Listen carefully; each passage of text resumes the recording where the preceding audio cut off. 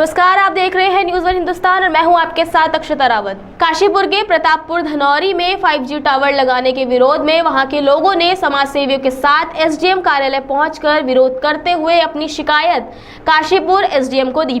समाज सेवी लोगों का कहना है कि आबादी क्षेत्र में 5G टावर से निकलने वाली किरणें इंसानी जीवन पर गलत असर डालेंगी। इस पूरे मामले में काशीपुर एसडीएम ने शिकायत लेकर आश्वासन दिया कि मामले की जाँच कराई जाएगी और जो भी नियम होगा उसके अनुरूप ही कार्य होगा। एक शिकायत की गई है। शिकायत में बताया गया है कि कुछ किसी कंपनी के द्वारा एक टावर लगाया जा रहा है, जिसमें ये भी शिकायत है कि वहाँ पेड़ों का कटान किया गया है और कुछ ऐसी शिकायतें भी कि सरकारी भूमि को भी कब्जे में लेने का प्रयास किया जा रहा है। तो उसमें अभी मैं टीम को भेज रहा हूँ और इसकी जाँच कराएंगे और जो भी बाईलॉज होते हैं, जो भी नियम है टावर लगाने के, वो देखा जाएगा कि उनके पास अनुमति है कि नहीं है। उसी के अनुसार जो है आगे की विधिक कार्रवाई की जाएगी। Bureau report, news one Hindustan, Kashipur. Haridwar में बिगड़ती कानून व्यवस्था को लेकर आम आदमी पार्टी ने सड़कों पर उतरकर अपना विरोध दर्ज कराया। पार्टी कार्यकर्ताओं ने जटवाड़ा पुल से कोतवाली ज्वालापुर तक विरोध मार्च निकाला। इस दौरान आप नेताओं ने प्रदेश में अपराध की बढ़ती घटनाओं पर चिंता व्यक्त की और पुलिस व्यवस्था में सुधार की मांग की। आपके जिलाध्यक्ष संजय सैनी ने कहा कि प्रदेश में आए दिन हो रही अपराध की घटनाओं से जनता में भय का माहौल है। उन्होंने लोकायुक्त की नियुक्ति और पुलिस व्यवस्था को दुरुस्त करने की मांग की। सैनी ने चेतावनी दी कि अगर हाल ही में हुई लूट की घटना का जल्द खुलासा नहीं होता तो वे भूख हड़ताल और अनशन करने पर मजबूर होंगे। आम आदमी पार्टी ने साफ तौर पर कहा कि प्रदेश सरकार को कानून व्यवस्था सुधारने के लिए जल्द कदम उठाना चाहिए, वरना विरोध और तेज हो जाएगा। लगातार शहर में कानून व्यवस्था बिगड़ रही है, रोज अपराध हो रहे हैं। 1 तारीख को शहर के बीचों बीच रानीपुर मोड़ पे जो अपना पौष इलाका है और जहाँ से मात्र 200 मीटर की दूरी पर पुलिस पिकेट है, वहाँ पे बिना कोई मास्क लगाए डकैतों ने खुलेआम डकैती डाली है। उनके हौसले इतने बुलंद थे कि किसी भी तरह का उन्होंने मास्क वगैरह नहीं लगा रखा था। हरिद्वार की पुलिस का बिल्कुल भी उनको खौफ नहीं था और उसके 2 दिन पश्चात फिर जो है अवधूत मंडल के सामने मॉर्निंग वॉक के समय एक हमारी बहन की गले से खुलेआम जो है हथियार दिखा के चैन छीनी गई। तो इन सबसे बिल्कुल क्लियर है कि शहर में कानून व्यवस्था बिल्कुल बिगड़ी हुई है। अपराधियों के और डकैतों के हौसले पूरे बुलंद हैं। व्यापारियों में काफी रोष है, जनता में काफी रोष है और जो हमारी बहनें महिलाएं हैं वो अपने आप को काफी असुरक्षित महसूस कर रही है।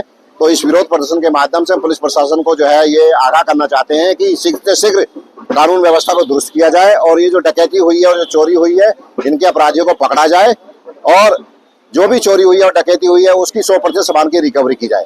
Bureau report, news one Hindustan, Haridwar. Champawat जनपद की बनबसा भारत नेपाल सीमा की सुरक्षा में तैनात सीमा सुरक्षा बल के जवानों के हाथ बड़ी सफलता लगी है। रूटीन चेकिंग के दौरान 40 जिंदा 7.65 mm के कारतूसों के साथ 2 भारतीय मूल के अभियुक्तों को गिरफ्तार किया।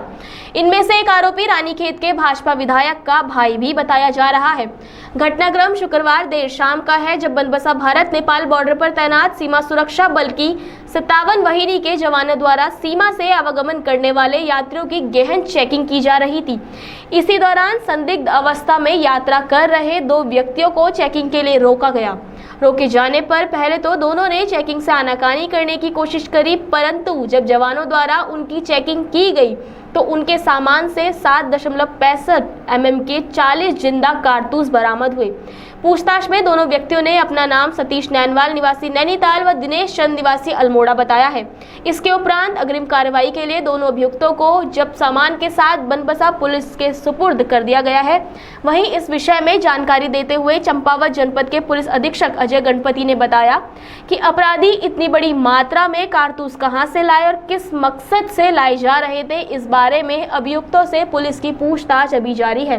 इसमें कल रात सूचना मिली थी कि एसएसबी चेक पोस्ट में एक्सरे मशीन में कुछ जिंदा कारतूस पकड़े गए। उसके बाद एसएसबी ने इसमें फर्क बना के हमारे पास सुपुर्दगी की थी जिंदा कारतूस में अभियुक्त। उसमें पुलिस ने मुकदमा पंजीकृत किया हुआ है और आगे की वैधानिक कार्रवाई जारी है। Bureau report, news one Hindustan, Champawat. Uttarakhand में विपक्षी पार्टी कांग्रेस सत्ताधारी भारतीय जनता पार्टी को घेरने में लगी है। राज्य में महिला सुरक्षा को लेकर लगातार कांग्रेस की ओर से सवाल उठ रहे हैं कि कांग्रेस नेता प्रतिपक्ष जन मुद्दों को लेकर कांग्रेस प्रदेश भर में एक आंदोलन चलाएगी और जनता को साथ लेकर सरकार को घेरने का कार्य करेगी, जिसकी शुरुआत कांग्रेस 9 सितंबर से रुद्रपुर में जिलाधिकारी का घेराव करेगी। काशीपुर के एक होटल में प्रेस वार्ता करते हुए नेता प्रतिपक्ष यशपाल आर्य ने कहा कि सरकार उत्तराखंड को लूट खसोट करने में लगी हुई है। राज्य की नदियों को निजी हाथों में सौंप दिया गया है और उनका दोहन किया जा रहा है। वहीं राज्य में लगातार अपराध का ग्राफ बढ़ रहा है, महिला अपराध में वृद्धि हुई है। देखिए, भारतीय जनता पार्टी सरकार ने प्रदेश के महान जनता का अनादर किया है, विश्वासघात किया है, छलने का काम किया है। आज भ्रष्टाचार चरम सीमा पर है और कानून व्यवस्था पूरी तरह ध्वस्त हो चुकी है। हमारी बहन बेटियों के साथ अत्याचार बढ़े हैं, एक असुरक्षा का माहौल बन चुका है। लगातार अपहरण, बलात्कार, गैंगरेप की घटनाएं में बढ़ोतरी हुई है। और कौन लोग हैं जो उसमें संलिप्त हैं? वो लोग हैं जो भाजपा के संवैधानिक पदों पर आसीन लोग हैं या संगठन में बैठे हुए लोग हैं। और दूसरे से इस प्रदेश को, यहाँ की नदियों को खनन माफियाओं के हाथों में सौंप दिया है, निजी क्षेत्र के सौंप दिया गया है। वो लोग कौन है? पूरे प्रदेश में हर क्षेत्र में जाइए, चाहे निर्माण का क्षेत्र हो, चाहे अन्य क्षेत्र हो, चाहे ट्रांसपोर्ट का क्षेत्र हो, चाहे खनन का मामला हो, सब साउथ से लेकर गुजरात तक के जो आरएसएस बीजेपी से जुड़े हुए लोग हैं, उनको ये सारे काम दिए गए हैं जो अनुभवहीन है, जिन्हें अनुभव ही नहीं है। पुल ढह रहे हैं, सड़कें टूट रही हैं, लेकिन सरकार खामोश है, कोई एक्शन नहीं ले सकती है, कोई कार्रवाई नहीं हो रही है। आपदा से पूरा प्रदेश प्रभावित है, भारी नुकसान हुआ है, लेकिन आपदा के मानक क्या है, मुआवजा किसको मिल रहा है, तमाम अनगिनत प्रश्न हैं। इन्हीं प्रश्नों को लेकर 9 सितंबर को जिलाधिकारी कार्यालय रुद्रपुर में एक हम प्रदर्शन करने जा रहे हैं, घेराव करने जा रहे हैं। सरकार को चेताना चाहते हैं, लेकिन सरकार सुनने को तैयार नहीं है। सरकार अंधी, बहरी, गूंगी सरकार के खिलाफ हम मजबूती से लड़ने जा रहे हैं। ये तो शुरुआत भर है और ये लड़ाई हमारी बदस्तूर जारी रहेगी जब तक भारतीय जनता पार्टी सरकार को इस प्रदेश की महान जनता बेदखल नहीं कर देती है, हम लोग बेदखल नहीं कर देते हैं, तब तक हम चुप नहीं बैठेंगे। Bureau report, news Hindustan, Dehradun.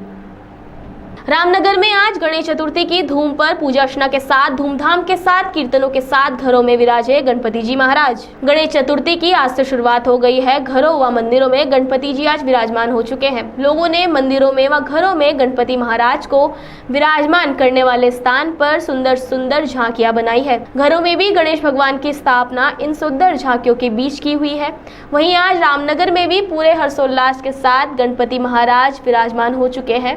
वहीं विगत 10 वर्षों से भी ज्यादा गणपति महाराज को अपने घर में विराजमान करने वाले अशोक गुप्ता कहते हैं कि वे विगत कई वर्षों से गणपति जी महाराज को अपने घर में विराजमान कर रहे हैं। उन्होंने कहा कि आज पूरे हर्षोल्लास के साथ, खुशी के साथ, पूरे भक्तिमय वातावरण के बीच गणपति जी महाराज को उन्होंने अपने घर में विराजमान किया। उन्होंने कहा कि अब लगातार 10 दिनों तक भगवान श्री गणेश जी को भोग लगाया जाता है। उनके प्रिय व्यंजनों व मिठाइयों के साथ अलग अलग समय में अलग अलग भोग कराया जाता है। उन्होंने बताया कि वह 5 दिनों बाद गणपति जी का विसर्जन करेंगे। साथ ही अशोक गुप्ता ने कहा कि कुछ लोग 5 दिन में और कुछ लोग 10 दिन में भगवान श्री गणेश जी का विसर्जन करते हैं। साथ ही उन्होंने कहा कि अब लगातार घरों में, मंदिरों में जिस स्थान पर गणपति जी महाराज को विराजमान किया गया है, उस स्थान में लगातार 10 दिनों तक भजन कीर्तन होंगे, जिससे गणपति जी महाराज का स्मरण किया जाएगा। उन्होंने कहा कि उनका पूरा परिवार हर्षोल्लास के साथ यह पर्व मनाता है। गणेश चतुर्दशी पर आप सभी को बहुत बहुत बधाइयाँ, शुभकामनाएं।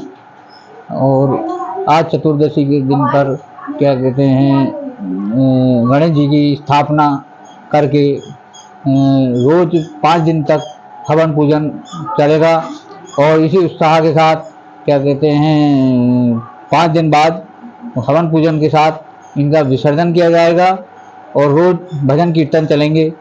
इसी तरीके से हम गत वर्षों से इनका पूजन करते आ रहे हैं, विसर्जन करते आ रहे हैं। बहुत खुशी का माहौल है और सब झूम झाम के इसे गाते बजाते हैं। Bureau report, news one Hindustan, Ramnagar. आगे खबरों के लिए आप बने रहिए न्यूज़ वन हिंदुस्तान के साथ। तब तक के लिए नमस्कार। आप देख रहे हैं न्यूज़ वन हिंदुस्तान।